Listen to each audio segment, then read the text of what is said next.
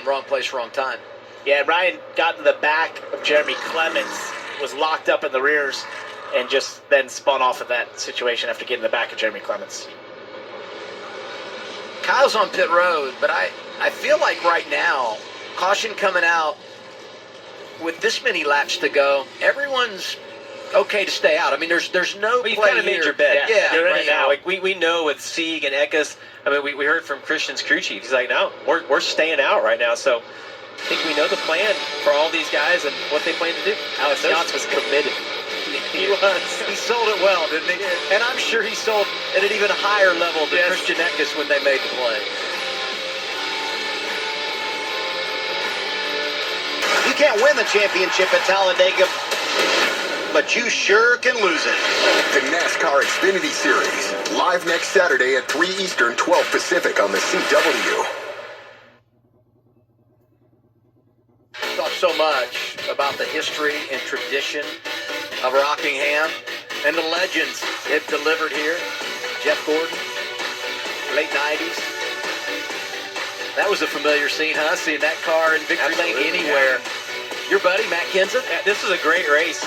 Actually, Matt beat Casey Kane, just barely beating him to the line. I ended up finishing third that day. That was a great time for Kenseth. That year, so fast, those guys, every single weekend.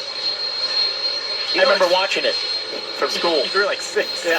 That's right. But you know what's funny about the deal with Kenseth? So he wins that race in 04, and you talk about him beating Casey Kane. That would have been Casey's first career win.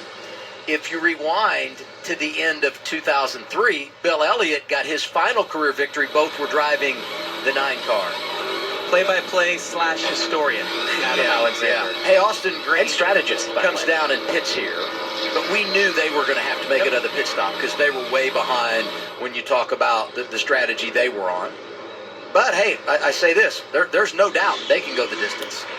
And he's going to do Rockingham. Yeah, Christian's going to have to protect that run a little high as they get down into 1 and 2. You see Jesse Love already kind of setting that up. What kind of momentum can he get through the middle of the corner? Good decision. Going to be 3 wide right there. Oh, look at this run off 2. I mentioned even a little quicker than Jesse Love a lot of laps. That burns more fuel. So at some point, if this stays green, they're going to have to come on and tell him we need to start saving a little bit of fuel. Even if you can't win, you still need to get the best finish that you can get. Look at this top 6. As you look at the bumper there, all different teams, right? You got a little RSS racing, a little RCR, a little Colleague, a little Junior Motorsports, Parker Retzloff driving for Tommy Joe Martin, Sam Mayer, Haas Factory team. I mean, you talk about parity at the front of the field. We have got it today. It's really mixed up, and Carson Kvapil is in a mix-up right here because he's been hanging off for the last couple laps. This car has been all over the place. I think there's a mix of running in dirty air after having a lot of clean air earlier in most of this race, and also probably a little frustration as Brennan Jones looks to the outside. That's tight. But he's definitely hanging on right now. Yeah, and what's frustrating about that is he's been a contender to win, right? He had a great car in practice yesterday. He's been a contender really to win this race the whole time long. Now here you are on your most likely your last set of tires, and your balance isn't where it needs to be. It's almost the opposite of his teammate Connor Zilic, who's kind of been behind all day long. Now he's on his last set of tires, and his car's as good as it's been all day long. I'll tell you what though, Carson, give it 100% every single lap as he's wheeling it right now. Every time I see that car, it's wiggling around, whether it's the entry, the exit, the corner. It's all over the place. Brandon's finally going to get to that right rear corner, and then Carson pinched him last time, but he's far enough along there. I think Carson knows he's going to have to concede the position here to Jones, who just looks like he has a better car right here as they run along. 40 laps to go. We're watching the battle for ninth. Brandon Jones, one of our Dash for Cash drivers, the same for Carson Kvapil, give the 20 that spot. Jesse has started to close this gap on Ryan Sieg. Ryan had it almost to a second, and Jesse has slowly but surely cut that back as they run into some traffic. Jesse now made big gains there out of turns 1 and 2. Well, that's what I was getting ready to say. It just appears to me that the 2-car, as they catch traffic, that balance in the 2-car is just a little bit better. And as you watch Jesse Love in the 2 behind Ryan Sieg, he continues to be able to just run just a little bit lower through the corner, get a little bit of clean air on the nose. He's able to get through the middle of the corner quicker, and that's been the sweet spot for him all day long.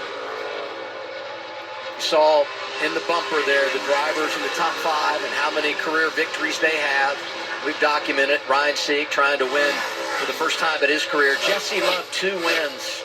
And he likes to get it done at these tracks where history is a big deal. Earlier this year at Daytona, last year his first career win coming at Talladega, and today maybe putting himself in position for a win at Rockingham. How about the 2, Dylan?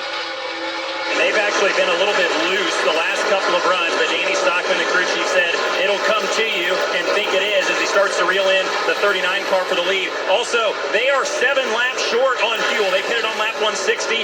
Sieg pitted on lap 150. So do the math there. I think it's going to be tough for the 39, but tough for the two also to make it to the end.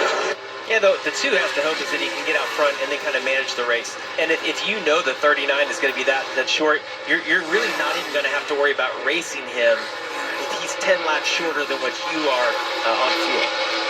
He's struggling, though. I know that we were sitting here, we're driving it for him, right? Yeah. As you see him get to the middle of the corner and having to chase it on the exit of turn 4 a couple of laps ago. He's clearly quicker than Sieg right now, but he's just trying to get in the right position. And I like this trying to get to the outside, though. It seems like that's a little bit of an easier move. As Dylan said, it's been a little loose. It was almost on cue that Jesse Love got really loose out of turn 4 right there, wiggled the car all the way to the outside wall. Really hanging on inside that race car. Now, as Danny Stockman said, it will come to you. Most likely he has in most of these runs. He's been faster as the run goes on. Sliding it out of turn 2, he's definitely quicker than the 39. Yeah, working him over, you see, seems like Jesse feels pretty good running the middle to the outside of 3 and 4. Jesse Love He's is a not beast. generating the run. The one thing we've seen all day long